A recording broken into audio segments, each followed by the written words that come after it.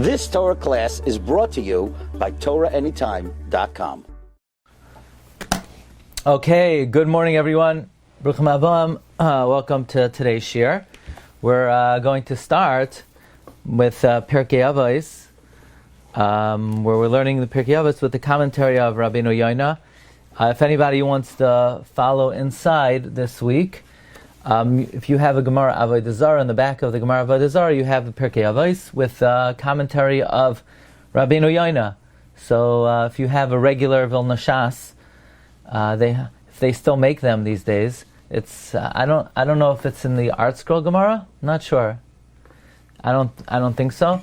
But in the regular Vilna Shas, you have Pirkei Avos with the commentary of Rabbeinu Yona. We're still learning Mishnah Aleph. We're in Parak Aleph, Mishnah Aleph. And at the end of the Mishnah, the Mishnah said that the Mishnah traces the line of the Messiah of Klal Yisrael from Moshe to Yeshua, to the Zikanim, to the Nevi'im, to the Anshe Knesset Hagdolah. And the Anshe Knesset Hagdolah said three things. The first was to be deliberate in judgment. And we learned last week about the importance of deliberation and not to go after your gut instinct or to assume that your initial summation of something is correct. And today we're going to focus on the last two statements of the Anshe Knesset Hagdolah, namely, v'hamidu talmidim harbe, to establish many talmidim. Now, that is not unanimously held. We know that not everybody agrees you should establish many talmidim. We know that it's actually a machlokes Beis Shammai and Beis Hillel. Beis Shammai is of the opinion you should only teach to a student who's worthy. We'll just mute that. We know Beis Shammai says you should only teach to a Talmud Hagun. So Rabbeinu Yona says that this Mishnah is siding with the opinion of Beis Hillel, who says that ein melamdin ela latinoik ela latalmud hagun v'tzanua. Says Rabbeinu Yona kedas Beis Hillel. This goes according to Beis Hillel. Sheshaninu, we learned in Avos to Rav Nasan. Beis Shammai yoimrim ein melamdin ela latalmud hagun v'tzanua.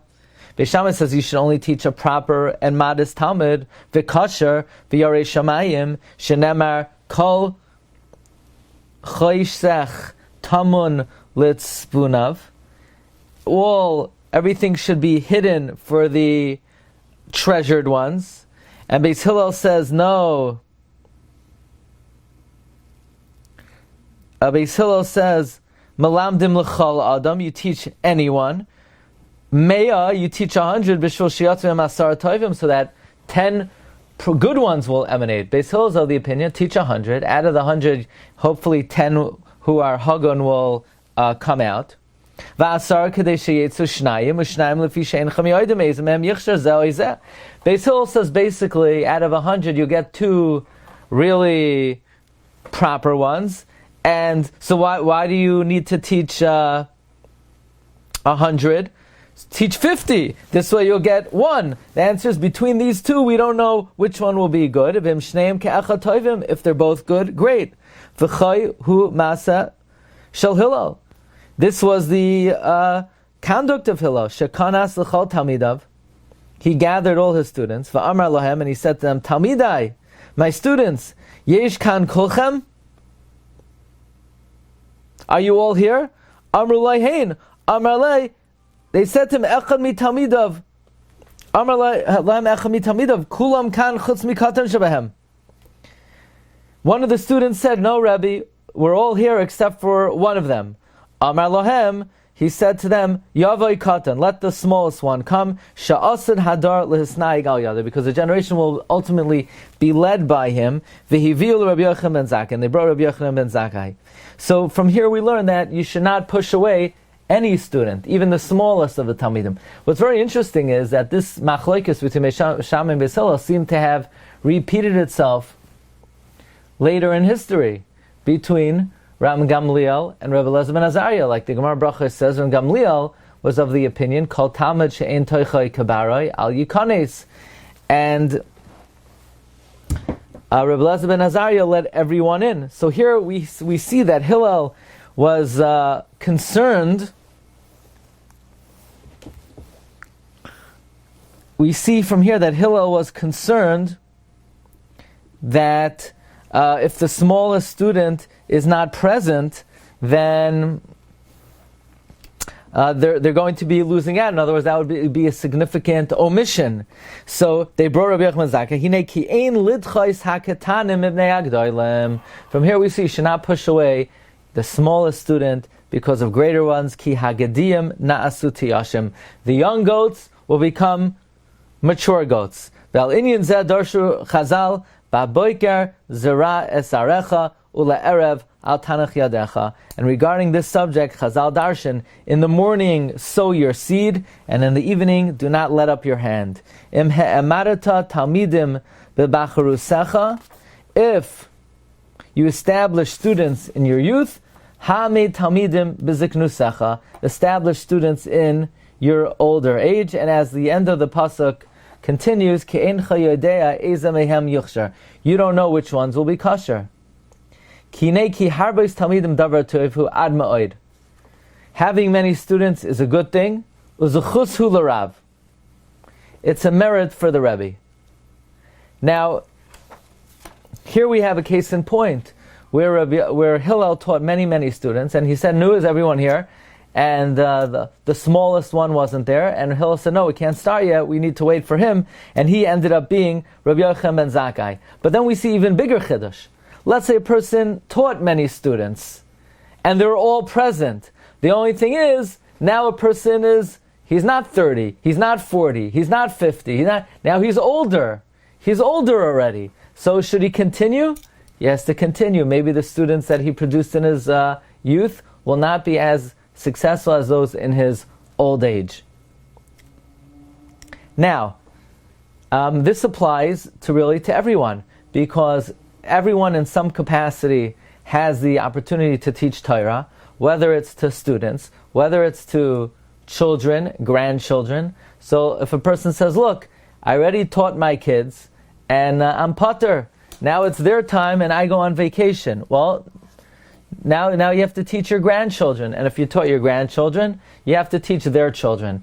Because one never knows from whom the Torah will be more successful, which descendant or which student will accept and assimilate the teachings of the Torah more than the others, and therefore the job is never complete. And that's the second teaching of the Anshe Knesset Hagdola. And then the Anshe Knesset taught Va'asu siyag l'Torah, make a fence around the Torah. Says the Mishnah Avos ke'inyan shenemar, like it says in Vayikra, Ushmartem es mishmarti, and you should guard my guarding. Koloimar asu mishmeres lemishmarti. Make a fence around my fence. Make a guard around my guard. V'hasiyag hu davar gadol. A precaution is a very great matter. Umeshubach, and it is praiseworthy, la'aseh siyag, to make a fence, v'geder lemitzvos, and a wall around the mitzvos, l'val yuchal lihikasha bahem, so that one does not stumble. Hayore is tavar Hashem.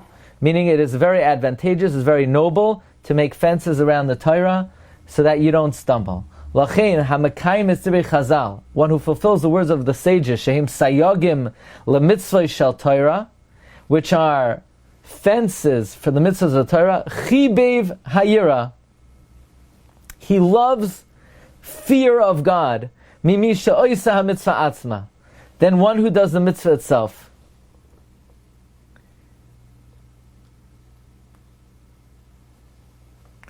So now Rabbeinu Yona is teaching us a very interesting idea, and it's based on the pasuk in Shir Hashirim, Ki toivim doidecha miyayin, that your words are better, your love is better than wine, which Chazal darshan, more beloved are the words of the sages than the wine of Torah. So what does that refer to?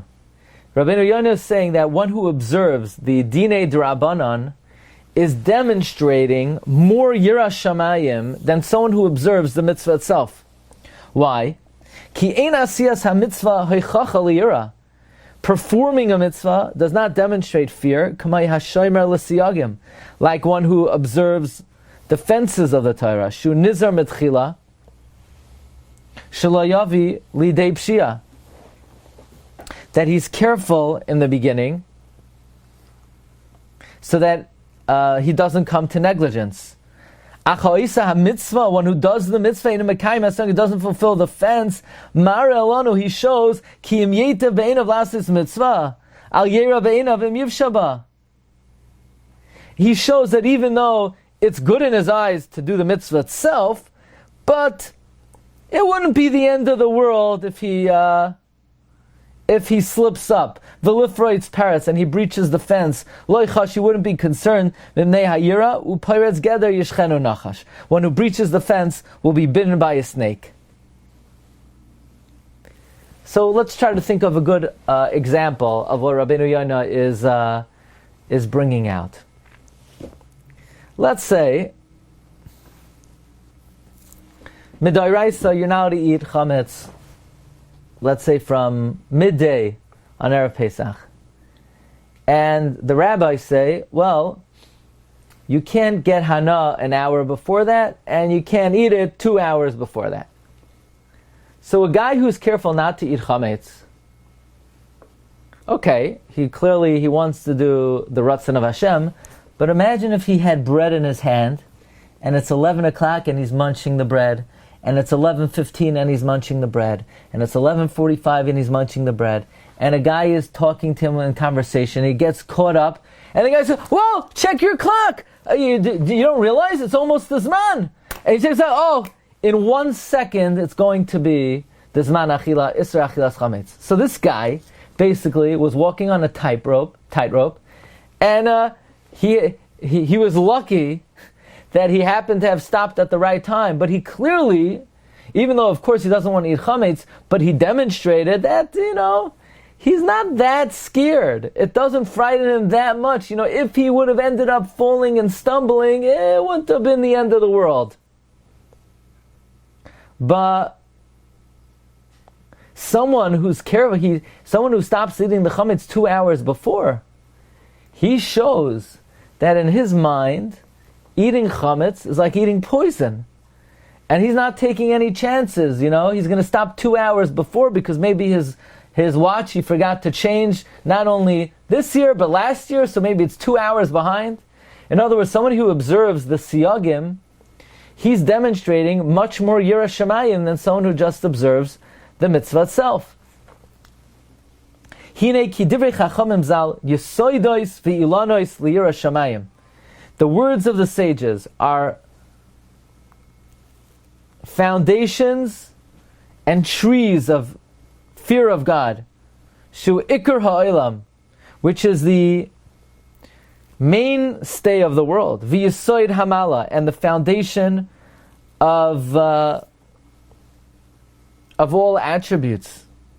V'chol mitzvahs kulam parparoi seila. All the other mitzvahs are merely treats compared to Yira Shamayim. V'zehu sha'amru b'medrash. Regarding this, the Medrash tells us, Ki toivim doidecha miyayin. Your love is better than wine. Chavivim divrei soifrim miyena shel Torah.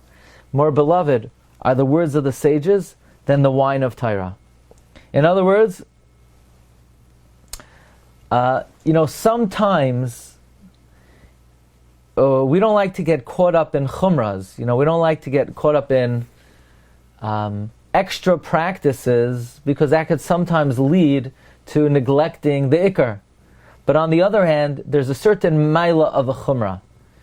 Sometimes we mistakenly say, "Oh, it's a chumrah."